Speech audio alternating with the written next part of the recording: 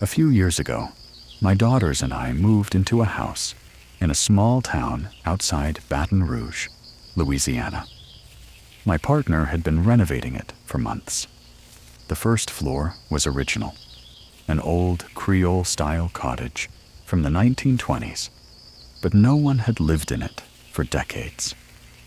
He gutted it, finished the renovations, and added a second floor. Even before we officially moved in, whenever I stayed there overnight to unpack, I felt this heavy, oppressive energy. I don't know if you've ever experienced something like that, but the air just felt wrong.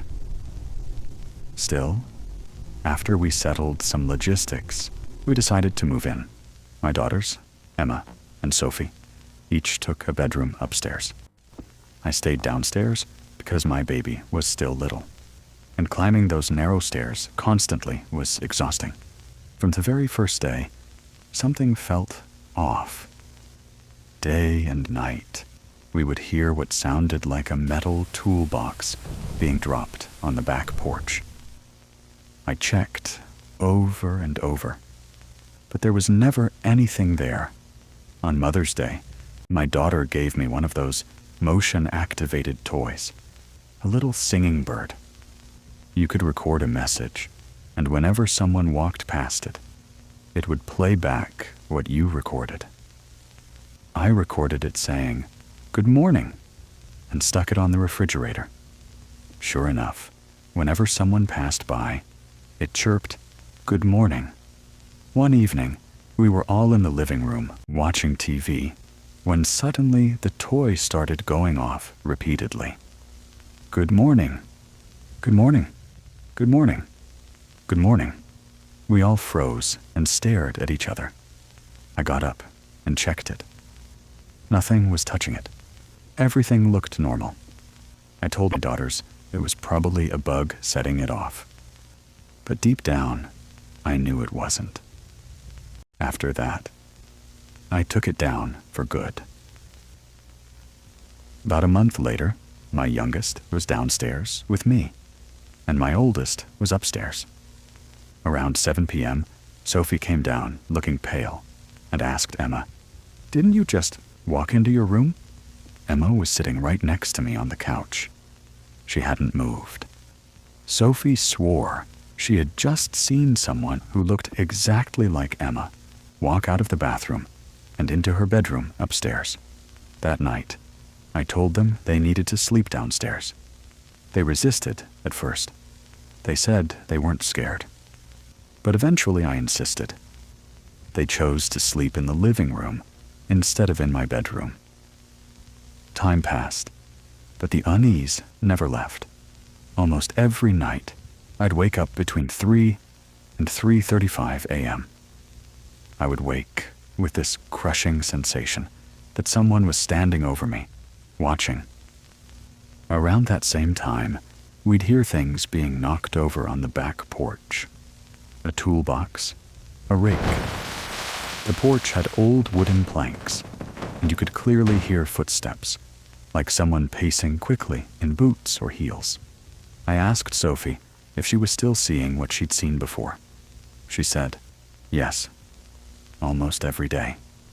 She told me she would see a girl wearing a long white nightgown with tangled, wet-looking hair, walking from the bathroom toward the end of the upstairs hallway. Sometimes she thought it was Emma, but Emma didn't own a white nightgown. That's when Emma finally got scared. Then I started hearing soft sobbing at night. Quiet, heartbroken crying. I thought one of my daughters was upset, so I asked them. They both said no. Then Sophie looked at me with wide eyes and said, "Mom, I hear you crying every night?" I told her that was impossible. I was asleep by 9, and Emma would fall asleep even earlier, around 8. One night, I woke up and heard my daughter whisper from across the room, "Mom, did you hear the toolbox?" "Yes," I said quietly. Then we heard the rake, then the footsteps, We never heard anyone try the door, so it wasn't an intruder. And this went on for almost a year. The only time we ever truly rested was when we stayed at my sister's house across town. One evening, as we were packing to spend the night at my brother's place in Slidell, I asked the girls to go upstairs and grab some clothes. A few seconds later, Emma came running down the stairs, shaking and crying. "Mom, I think there really is something up there." I went upstairs to Sophie's room. In front of me was a tall, rain-streaked window with dark curtains pulled halfway.